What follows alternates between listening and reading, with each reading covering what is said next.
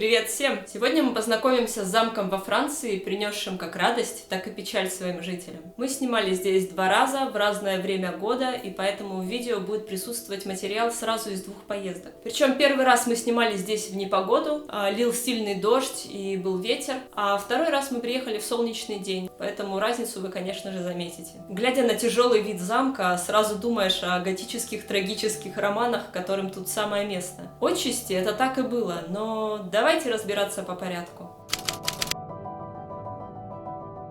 Расположенный практически на морском побережье и отделяемый от него только дорогой, замок Абор-де-ля-Мер не раз испытывал на себе долетавшие от его высоких во время шторма волн брызги. В середине 19 века мадам и месье Лора захотели переехать из шумного города в места поспокойнее и поближе к морю, где бы они выстроили для себя новый чудесный дом. И взгляд их пал на эти земли, до этого долгое время остававшиеся предметом спора после смерти последних владельцев. Месье Лора сразу же купил их с аукциона по самой высокой цене. Уже никто из претендентов не мог предложить больше, а к 1890 году здесь отстроили этот замок. Как это было чудесно! Замок на берегу моря, с постоянно сменяющимися благодаря приливам и отливам пейзажами, так хорошо просматриваемыми из окон. Огромный, засаженный деревьями сад. Маленькая личная часовня. Как же тихо и спокойно тут было. У Мари Лора было все, о чем простые люди только мечтали. Огромные денежные состояния, прислуга, самые красивые платья, что можно было достать. И, наконец-то, свой личный замок, в который любящий муж даже позволил ей 2 раза внести свои коррективы в самый разгар строительств. Ну и что стены пришлось разбирать и потерять на этом время. Только одно печалило эту состоятельную женщину. У нее никогда не было детей, и Мари переносила это очень болезненно. Несколько раз они помогали чужим детям, оплачивая их лечение или отправляя обучаться в хорошие школы. И вот однажды они решились усыновить мальчика по имени Марис, потерявшего свою мать. К сожалению, так и не познав долгой счастливой жизни в новом имении, месье Лора после окончания строительства скончался. И через несколько лет Мари повторно вышла замуж за полковника Джеффри. Этот брак также не принес паре новых детей, поэтому вся забота, любовь и внимание доставались усыновленному Марису, шустрому и способному на выдумки. Мари готова была дать ему все самое лучшее. Но в августе 1900 года случилась беда. 12-летний мальчик, играя около шлюза, находившегося неподалеку, попал в него и утонул. Местные жители, сбежавшие со всех ближайших домов, еще долго помнили реакцию увидевшего это полковника Джеффри, рвущего от отчаяния на себе волосы и кричащего нечто вроде «Но ведь этот парень был таким умным!».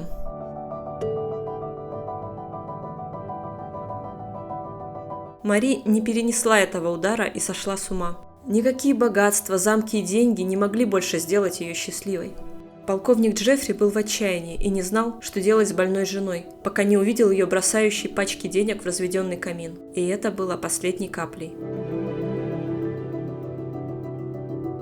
Женщину положили в лечебницу, в которой спустя 1,5 года она и умерла. В это время скончался и полковник.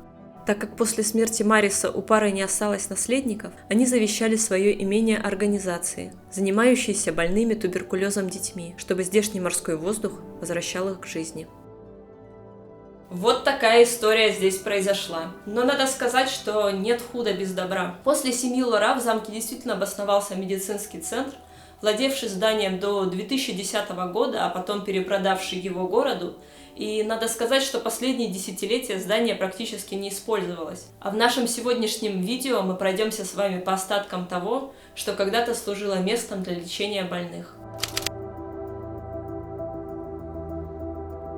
Когда мы приехали сюда первый раз, то попали в шторм. Нам просто повезло, что в час нашего визита был большой отлив, и море отошло на пару сотен метров. Сильный ветер сбивал с ног, воздух был свеж и наполнен солью.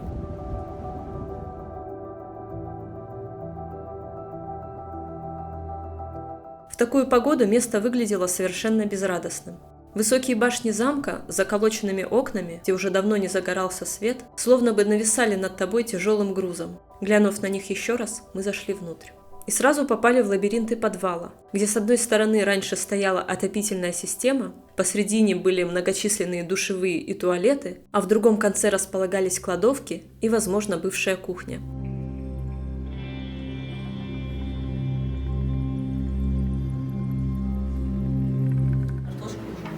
Картошка лежит? Лежала. Это же кладовка. Запасы.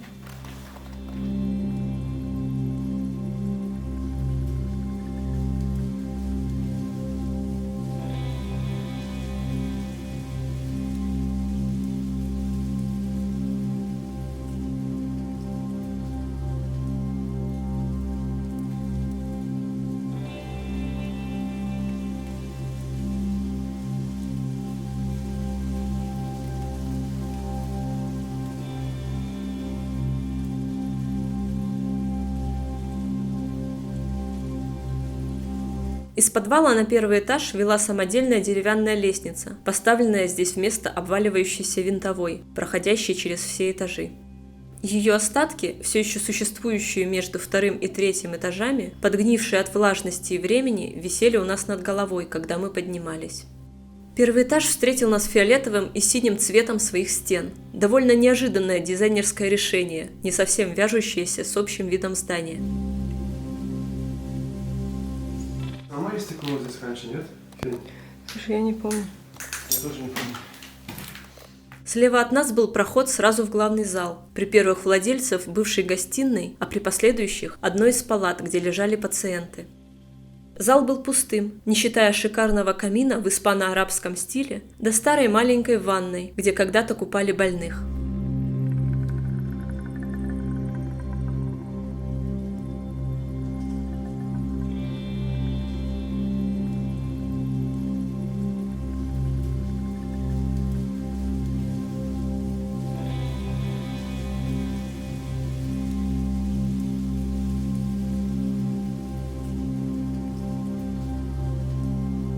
Над залом нависал небольшой балкончик, к которому вела очередная винтовая лестница. Поднявшись на него, мы обнаружили встроенные в стены шкафы с одной стороны и ведущую на этаж выше лестницу с другой.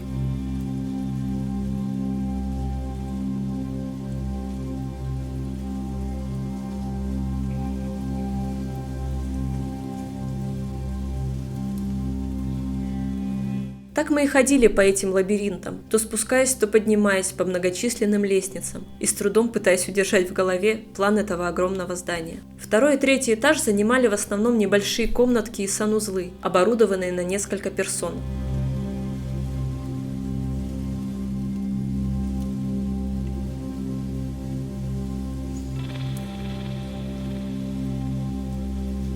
Их форма, как и сам замок, была довольно нестандартной. Много углов и скошенные потолки на последнем этаже.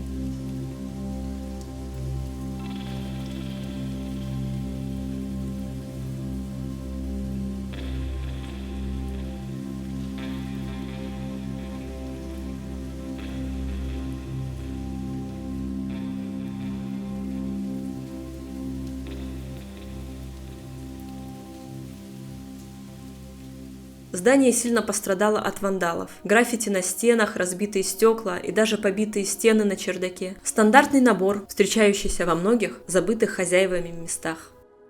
На полу лежали тела мертвых птиц. В некоторых шкафах и под потолками мы нашли их пустующие гнезда. Птицы, должно быть, спокойно проникали в здание через разбитые окна, но в этот день мы не увидели ни одной живой.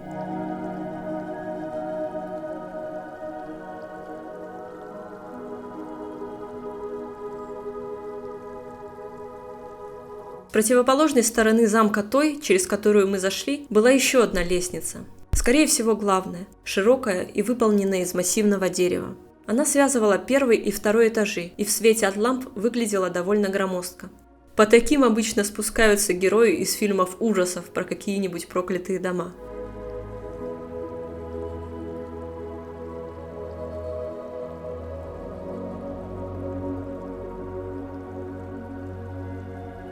Пройдя под лестницу чуть дальше по первому этажу, мы нашли одну интересную комнату. Стены здесь были выкрашены в яркие цвета с разнообразными детскими рисунками на них.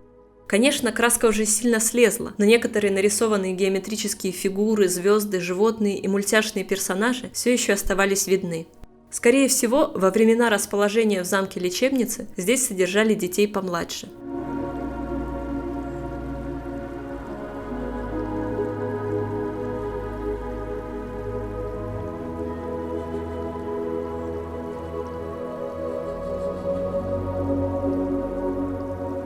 Наверное, мы заглянули не во все комнаты и не прошли по всем узеньким проходам между ними, хоть и провели в замке довольно много времени. Он действительно был очень большим и запутанным, но каким-то слишком пустым.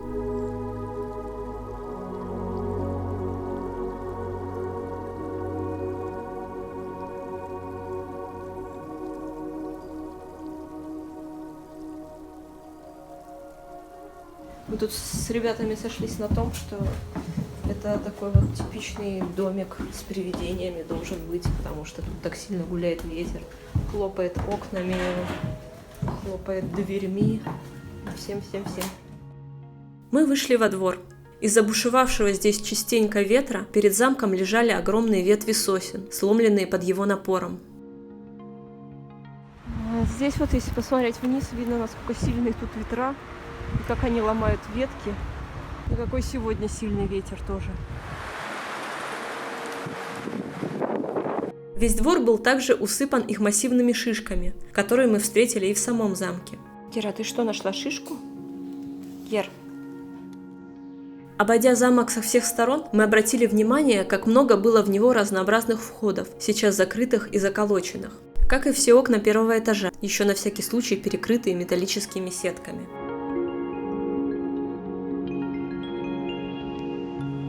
Чуть в отдалении стояло вытянутое здание небольшой часовни, также недоступное и практически пустое внутри.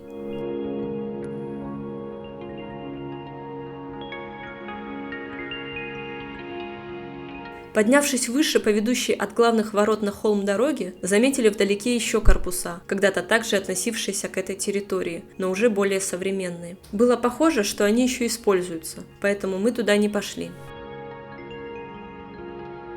Также, пройдя вдоль берега, мы дошли до того самого шлюза недалеко от замка, где и утонул маленький Марис. Не знаю, сильно ли перестраивался он с тех времен, но покажу, как выглядит сейчас. Здесь есть течение, когда вода есть, то есть ты можешь себе представить. Надо сказать про то, что здесь есть течение, а там море, но не сегодня. Вера, не заплывай в шлюз.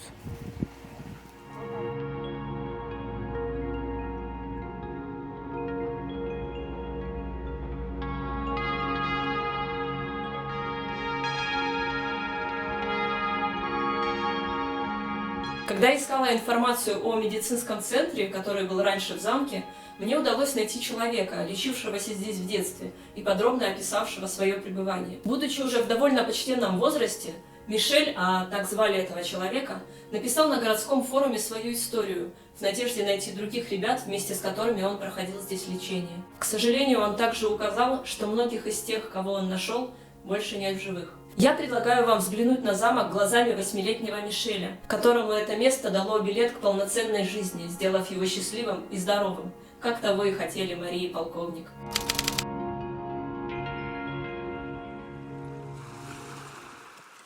En 1957, j'avais 8 ans. Mes parents étaient très fatigués de m'emmener voir tous les médecins de Paris.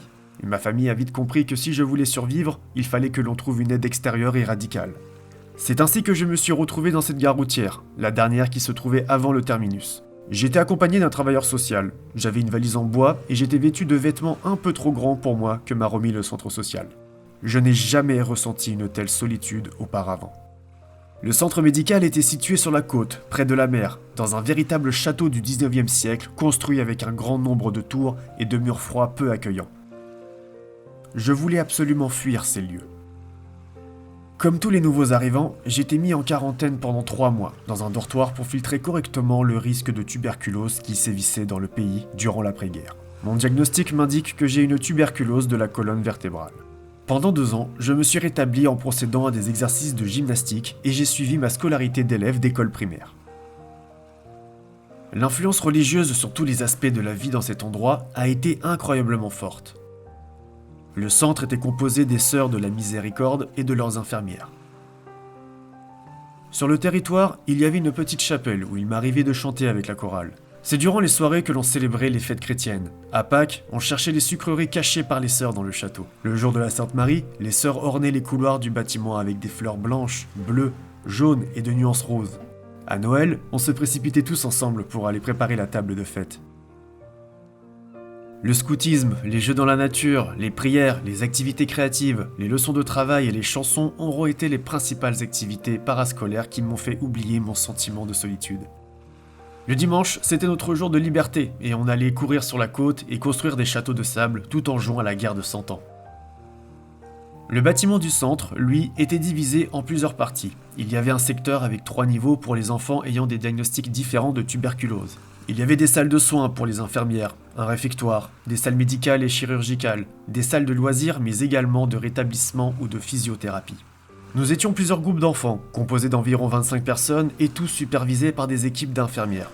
Parfois, les sœurs nous demandaient d'accompagner les enfants handicapés au bord de la mer pour qu'ils y respirent de l'air rempli d'iode.